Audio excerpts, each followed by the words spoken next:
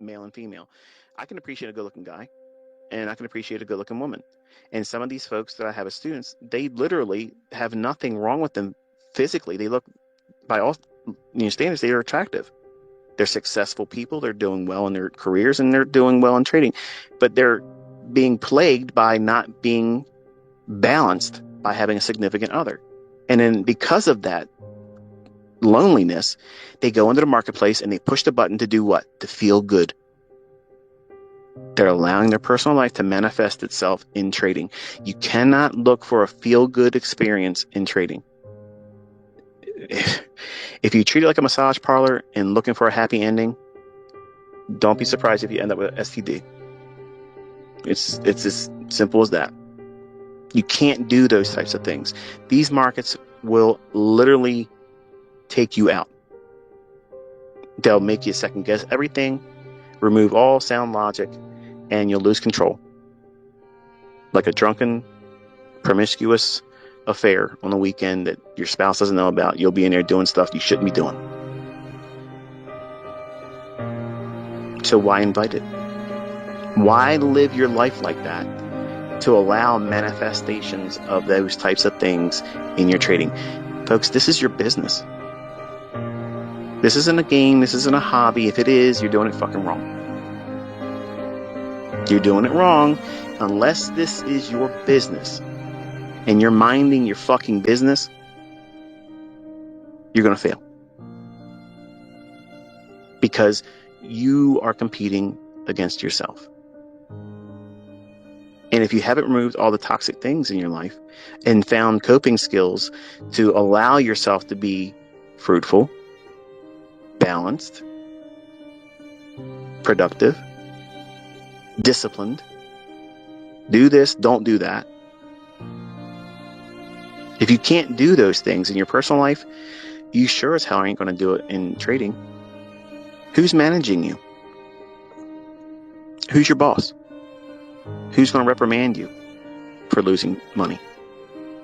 I am honest about where my limitations are, and I have no bones about saying this is where my weakness is. My weakness in my trading is always my exits. I'm never satisfied with them. Does that make me poor of a trader? No. It means I'm honest. It means that I do have weaknesses. I just don't know how to make them better than they are. And when you have frailties, you have to embrace them. Don't try to hide from them. Because the fact that you're trying to hide from them is the same thing that causes everyone to have drawdown, blown accounts, because you're trying to do what? You're trying to avoid that losing trade. That one singular event where it's now taken something from you. You're trying to avoid that. And the fact that you're trying to avoid that singular transaction turns into a series and chain of them, then your account's blown. Because you've ramped up your emotional and psychological impact. You've done that to yourself. That singular trade that was a losing trade, you made it now more significant. That trade cheated on you. That trade went outside of the relationships and the boundaries you set for it. And now you feel betrayed. So what do you want to do? You want revenge. You want to go find that motherfucker that cheated on you. And you go out there and you go into the marketplace looking for him. And you don't find them. You find somebody else. And they take again from you. And they take again and again and again. And you're hurt more each time. And it revs up that emotional and psychological impact. And you want it to go away. You want to feel victory. You want to feel like you've done the right thing. Because if you win, you've done the right thing. In your mind, that's what you're going to tell yourself. If you get the money back, you've done the right thing. And you didn't learn anything from that. When you should have said, stop it. This hurt me. I'm going to take a step back and heal. I'm not going to be in a rush to get into a new relationship, a new trade. But it's not comfortable waiting around for Mr. Right or Miss Right. Hardships. You're going to have issues where, you're going to feel like you got it figured out. You'll have a week or two, maybe even a month, where you just did everything right. And this is where you get in trouble, young men. You think that you got it all figured out, and then you have a losing trade. And it might not even be a significant loss. It might be something so small, 0.5% or whatever.